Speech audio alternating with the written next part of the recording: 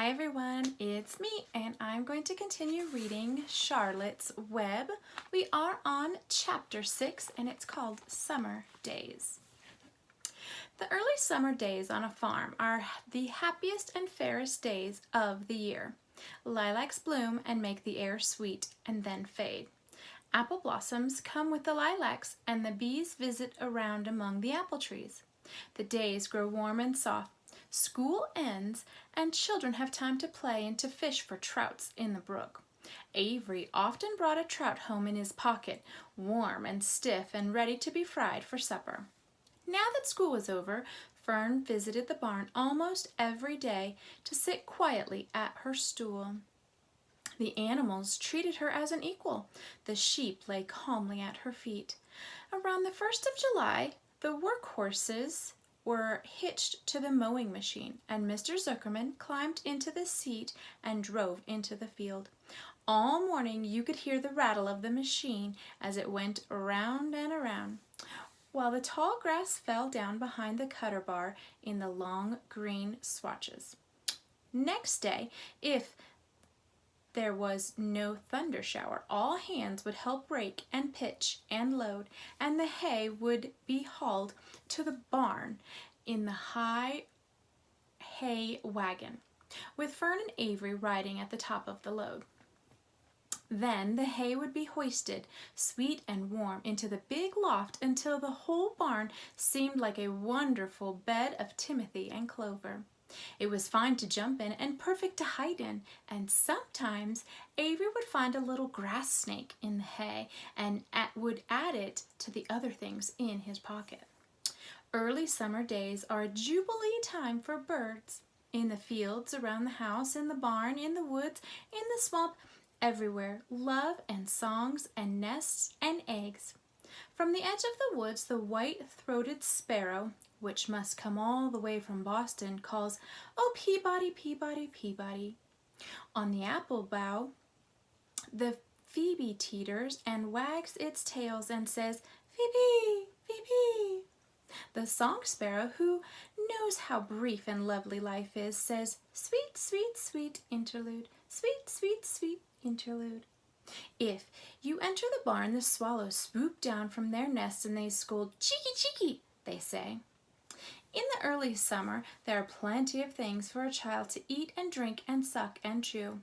Dandelion stems are full of milk, clover heads are loaded with nectar, and the frigid air is full of ice-cold drinks. Everywhere you look is life, even the little ball of spit on the weed stalk, if you poke it apart, has a green worm inside of it, and on the underside of the leaf of the potato vine are the bright orange eggs of the potato bug. It was on that day in early summer that the goose eggs hatched. This was an important event in the barn cellar. Fern was there, sitting on her stool when it happened. Except for the goose herself, Charlotte was the first to know that the goslings had arrived at last. The goose knew a day in advance that they were coming. She could hear their weak voices calling from inside the egg. She knew that they were in a desperately cramped position inside the shell and were most anxious to break through and to get out. So she sat quite still and talked less than usual. When the first gosling poked its green head through the goose's feathers and looked around, Charlotte spied it and made an announcement. "I'm sure," she said, "that every one of us here will be grateful to learn that after 4 weeks of unremitting effort and patience on the part of our friend the goose, she now has something to show for it. The goslings have arrived. May I offer you sincere congratulations?" "Thank you, thank you, thank you," said the goose, nodding and bowing shamelessly. "Thank you," said the gander. "Congratulations!" shouted Wilbur. "How many goslings are there? I can only see one." "There are 7, said the goose. "Fine," said Charlotte. "7 is a lucky number." "Luck had nothing to do with this," said the goose. "It was all management and hard work." At this point, Templeton showed his nose from the hiding place under Wilbur's trough. He glanced at Fern, then he crept cautiously toward the goose, keeping close to the wall. Everyone watched for him, for he was not well liked or trusted. "Look," he began in his sharp voice, "you say you have 7 goslings. There were 8 eggs. What happened to the other egg?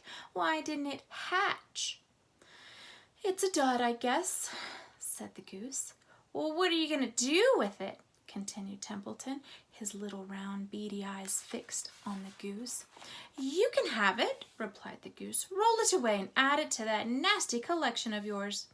Templeton had a habit of picking up unusual objects around the farm and storing them in his home. He saved everything. "Certainly, certainly, certainly," said the gander. "You may have the egg, but I'll tell you one thing, Templeton. If I ever catch you poking your ugly nose around our goslings, I'll give you the worst pounding a rat ever took." And the gander opened his strong wings, and he beat the air with them to show his power. He was strong and brave, but the truth is, both the goose and the gander were worried about Templeton. And with good reason. That rat had no morals, no conscience, no scruples, no consideration, no decency, no milk of rodent kindness, no compunctions, no higher feeling, no friendliness, no nothing. He would kill a gosling if he could get away with it. The goose knew that, and everybody else knew it too. There's a picture. With her broad bill, the goose pushed the unhatched egg out of the nest, and the entire company watched it in disgust while the rat rolled it away. Even Wilbur, who could eat almost anything, he was appalled. "Imagine wanting a junky old rotten egg," he muttered. "A rat is a rat," Charlotte said, and she laughed, a tinkling little laugh. "But, my friends, if that ancient egg ever breaks, this barn will be untenable." "Well, what does that mean?" asked Wilbur. "It means that nobody will be able to live here on account of the smell. A rotten egg is a regular stink bomb." "I won't break it," snarled Templeton.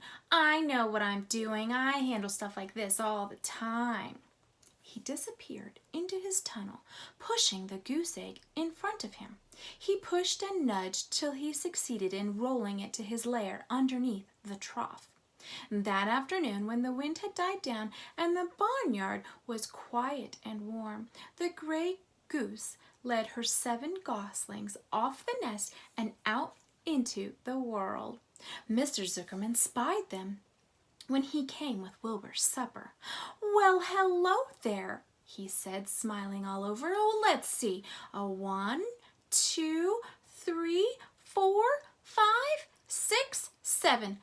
7 baby geese. Now, isn't that lovely?" Okay, friends, that is the end of chapter 6. I'm going to continue and start reading chapter 7 called Bad News. I wonder what the bad news could be. Wilbur liked Charlotte better and better each day. Her campaign against insects seemed sensible and useful. Hardly anybody around the farm had a good word to say for a fly. Flies spent their time pestering others. The cows hated them. The horses detested them. The sheep loathed them. Mr. and Mrs. Zuckerman were always complaining about them and putting up screens. Wilbur admired the way Charlotte managed. He was particularly glad that she always put her victim to sleep before eating it. "It's real thoughtful of you to do that, Charlotte," he said. "Yes," she replied in her sweet musical voice. "I always give them an anesthetic so they won't feel the pain. It's a little service I throw in." And as the days went by, Wilbur grew and grew. He ate 3 big meals a day. He spent long hours lying on his side. half asleep, dreaming pleasant dreams. He enjoyed good health, and he gained a lot of weight. One afternoon, when Fern was sitting on her stool, the oldest sheep walked into the barn and stopped to pay a call on Wilbur. "Hello," she said. "Seems to me like you're putting on weight." "Well, yes, I guess I am," replied Wilbur. "At my age, it's a good idea to keep gaining." "Just the same, I don't envy you," said the old sheep. "You know why they're fattening you up, don't you?" "No," said Wilbur. "Well, I don't like to be the one to spread bad news," said the sheep, "but they're fattening you up because they're going to kill you. That's why." "They're going to what?" screamed Wilbur.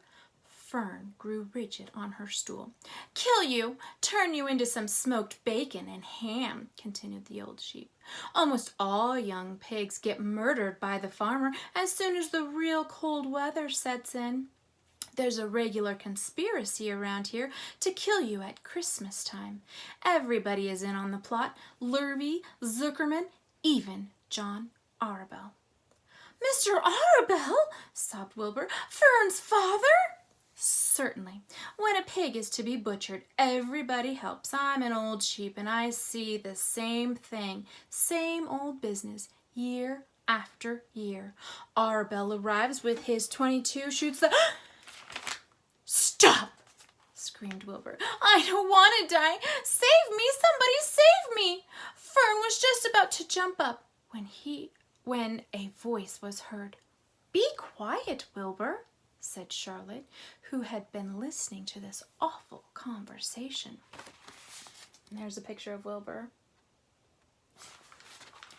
"I can't be quiet," screamed Wilbur, racing up and down. "I don't want to be killed. I don't want to die. Is it true what the old sheep says, Charlotte? Is it true they're going to kill me when the cold weather comes?" "Well," said the spider, plucking thoughtfully at her web, "the old sheep has been around this barn a long time. She has seen many a spring pig come and go. If she says they plan to kill you, then I'm sure it's true. It's also the dirtiest trick I ever heard of. What people don't think of." And Wilbur burst into tears. "I don't want to die," he moaned. "I want to stay alive right here in my comfortable manure pile with all my friends. I want to breathe the beautiful air and lie in the beautiful sun."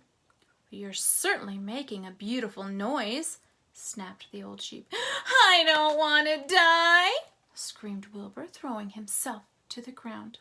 "You shall not die," Charlotte said briskly. "What? Really?" cried Wilbur. "Well, who's going to save me?" "I am," said Charlotte. "How?" asked Wilbur.